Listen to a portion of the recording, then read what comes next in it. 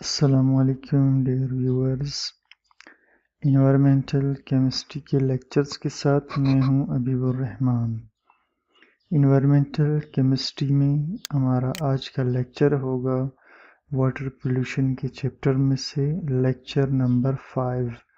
اور lecture number 5 sources of water pollution کے متعلق ہوگا، جس میں انڈسٹریل، ایگریکلچرل، میونسپل اور نیچرل سورسز کو ڈسکس کریں گے۔ تو چلیے اسٹارٹ کرتے ہیں۔ سب سے پہلے ڈیفائن کرتے ہیں واٹر پولیوشن کو، یا واٹر پولیوشن کیا ہے۔ تو واٹر پولیوشن اصل میں کنٹامینیشن ہے واٹر باڈیز کا۔ واٹر باڈیز میں لیکس ہیں، ریورز ہیں، اوشینز ہیں اور ایکویفرز ہیں۔ ایکویفرز وہ پانی ہوتا ہے جو پہاڑوں کے نیچے موجود ہو، اور اس کے علاوہ اس میں گراؤنڈ واٹر ہے۔ تو یہ سب انوائرمنٹل ڈیگریڈیشن یا یہ بناتی ہے، پانی کے پولیوشن انوائرمنٹل ڈیگریڈیشن بناتی ہے، جس میں پولیوٹینٹس ڈائریکٹلی یا انڈائریکٹلی خارج ہو جاتے ہیں پانی کے اندر،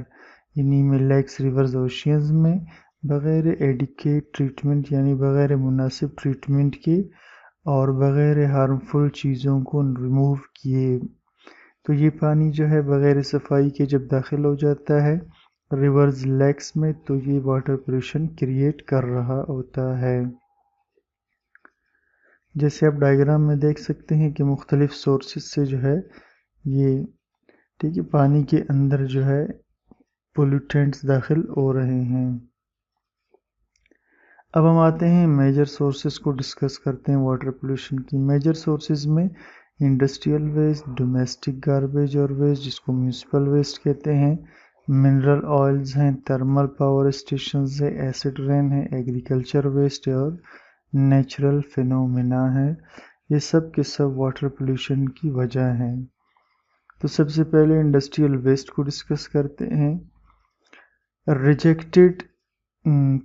گارڈز، جس کو ہم کچرا بھی کہہ سکتے ہیں، یا ویسٹیج جو مل سے آ رہا ہوتا ہے، فیکٹریز، یہ فیکٹریز ہے، فیکٹری سے آ رہا ہوتا ہے اور ورک شاپ سے، یہ سارا پانی گر جاتا ہے لیکس میں، ریورز میں اور سمندروں میں، اور پولیوٹ کر دیتا ہے پھر واٹر کو۔ ریجیکٹڈ ڈسچارج میں، ریجیکٹڈ ڈسچارج بڑی انڈسٹریز، ریجیکٹڈ ڈسچارج جو ہے بڑی انڈسٹریز کا، وہ پروٹینز ہو سکتے ہیں، فیٹس ہو سکتے ہیں، کاربوہائیڈریٹس ہو سکتے ہیں، یا اسی طرح کے اور آرگینک میٹرز ہو سکتے ہیں، اور اسی طرح ان کے اندر inorganic copper, lead, chromium, zinc, mercury, inorganic sulphur compounds, phosphorus اور دوسرے زہریلی چیزیں ہوتی ہیں جو مکس ہوتی ہیں واٹر میں اور اس کو پولیوٹ کر دیتی ہیں۔ تو وہ انڈسٹریز جو ڈسچارج کرتی ہیں، خارج کرتی ہے انڈسٹریل ویسٹ، اس میں فوڈ پروسیسنگ سینٹرز ہے یعنی انڈسٹریز ہے، اور پینٹ مینوفیکچرنگ فیکٹریز ہے، رنگ بنانے والے پیٹرو کیمیکل انڈسٹریز ہے، ٹینریز ہے، ٹینریز جس کو ہم ٹینر یا کال رنگنے والے کہتے ہیں، پیپر مینوفیکچرنگ ملز ہے، اور اس کے علاوہ انڈسٹریل مختلف سینٹرز ہیں۔ اب آتے ہیں ڈومیسٹک گاربیج یا میونسپل ویسٹ کے اندر، جو ہم گھروں میں استعمال کرتے ہیں۔ تو گھروں کے اندر پانی مکس ہوتی رہتی ہے صابن کے ساتھ اور ڈٹرجنٹ کے ساتھ، اور یہ ہم یوز کرتے ہیں ڈومیسٹک چورز میں، اور پھر یہ مین وجہ ہے واٹر پولیوشن کا، یعنی یہی پانی پھر جو ہے جو ڈٹرجنٹ اور سوپ والا ہے، یہ پھر آخر کار جو ہے یا تو گراؤنڈ واٹر بن جاتا ہے، نیچے چلا جاتا ہے، یا ریورز لیکس میں داخل ہوتا ہے۔ تو کچرا جو رکھا ہوا ہوتا ہے لمبے عرصے تک زمین کے اوپر شہری علاقوں میں، یعنی جیسے جو ہے کسی شہر کے اندر سے میونسپلٹی والے کچرے کو اٹھا کر باہر لے جاتے ہیں، پھر ایک خاص جگہ پہنچا کر سب کو وہیں پر گرا دیتے ہیں، اور پھر وہ مہینوں وہاں پڑا رہتا ہے، تو یہ پیدا کرتا ہے پوائزنس کیمیکلز اور بیکٹیریا، اور یہ انفیکٹ کرتے ہیں ریور واٹر کو، زمینی واٹر کو، اور اسی طرح کی دوسرے واٹر سورسز کو جیسے گراؤنڈ واٹر بھی ہے۔ تو اسی طرح جو ہیوی ڈاؤن پورز ہے، یعنی جہاں پر کچروں کے بڑے بڑے ڈھیر رکھ دیے جائیں، یا big volume of infected water, یہ لفظ انفیکٹڈ ہے،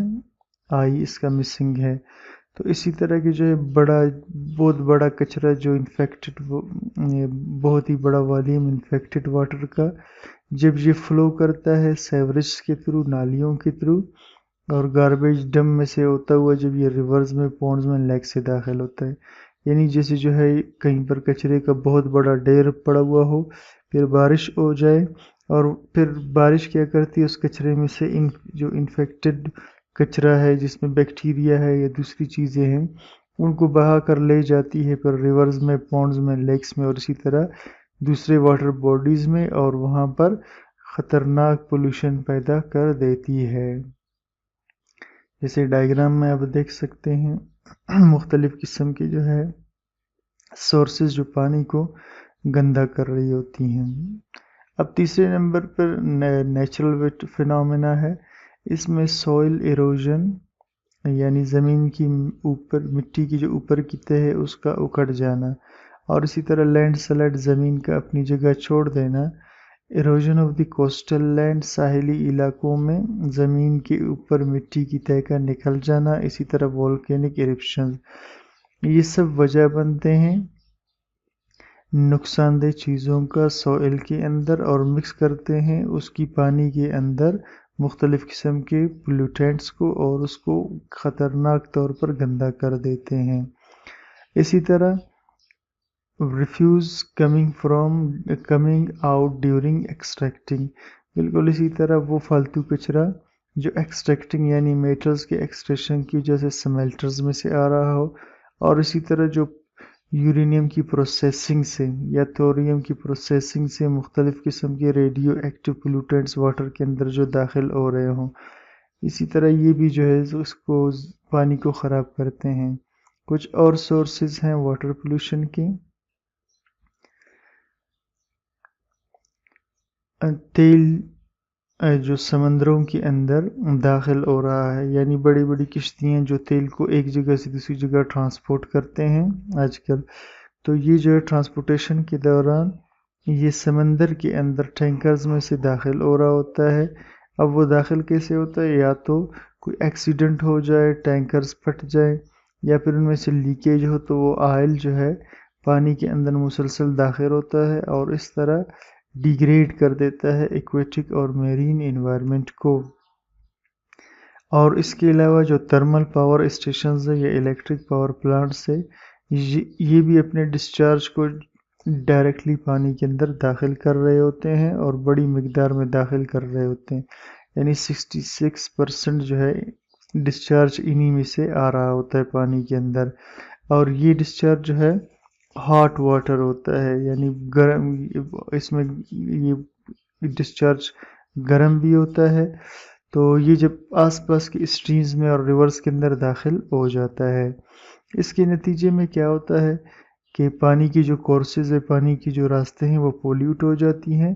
تو تھرمل پولوشن سے آنے والا جو انڈیزائریبل ویسٹ ہے وہ ٹھیک نہیں ہوتا کئی وجہ سے، کیونکہ گرم پانی جو ہے اس کی جو آکسیجن ڈیمانڈ ہے، یعنی BOD بیولوجیکل آکسیجن ڈیمانڈ ہے، یا آکسیجن جو اس کے اندر ڈیزولو آکسیجن ہے، وہ اس کی کیپیسٹی کم ہوتی ہے بنسبت کولڈ واٹر کے، اس وجہ سے یہ بھی نقصان دہ ہے۔ تو یہ آج کا ہمارا لیکچر تھا water pollution, sources of water pollution کے متعلق۔